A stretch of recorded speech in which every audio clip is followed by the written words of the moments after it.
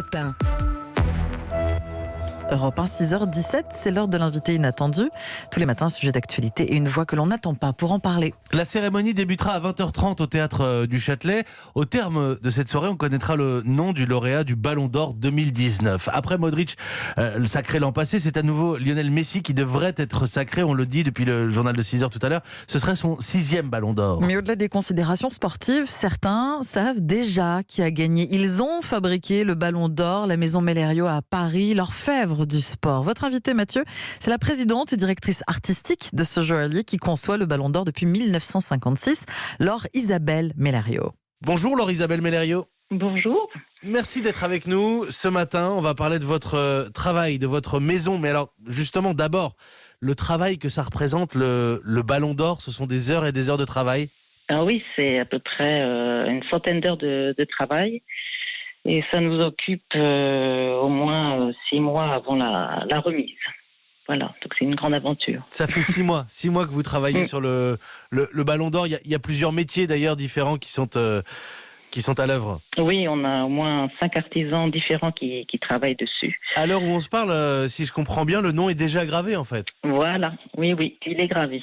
Waouh, vous faites partie des quelques-uns. Alors j'imagine bien que vous n'allez pas nous le dire ce matin, hein, mais vous faites partie des quelques-uns qui connaissent le nom du Ballon d'Or 2019. C'est précieux. Oui, le nom des deux. Il y a une sécurité renforcée, j'imagine, autour de l'objet lui-même.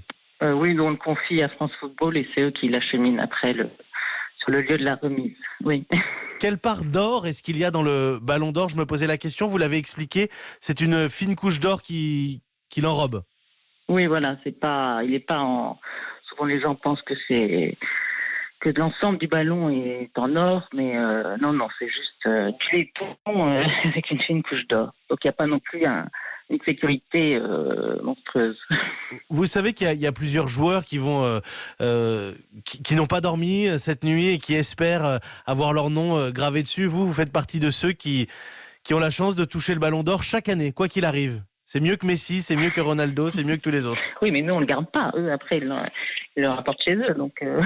Il a évolué dans le temps, hein, puisque je rappelle que votre maison Mellerio fabrique ce Ballon d'Or chaque année depuis 1956. Il a évolué dans le temps. Oui, absolument. Au départ, il était beaucoup plus petit et sur un socle en bois.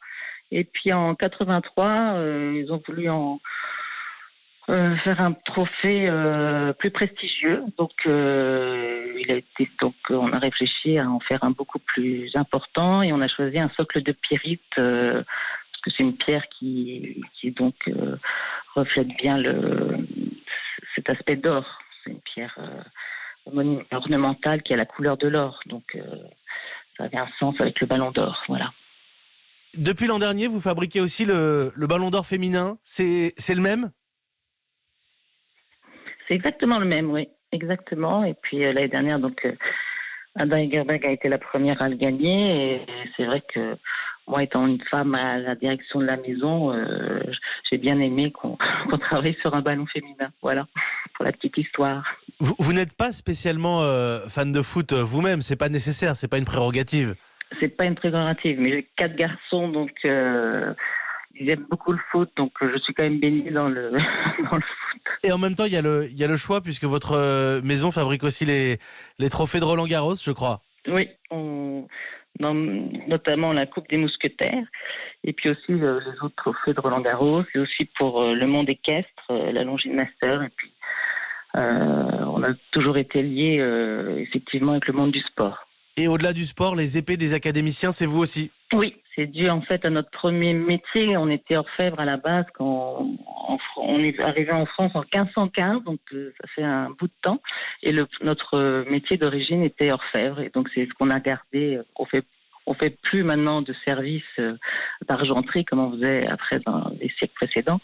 Mais du coup, on a gardé ce métier pour tous les trophées et on tient à garder ce savoir-faire. Vous n'allez pas nous dire, hein, c'est vraiment sûr, hein, qui est Ballon d'Or 2019 ? Ben non, même les enfants... Bon, alors j'imagine bien. Merci beaucoup Laure Isabelle Mellerio. Je vous en prie.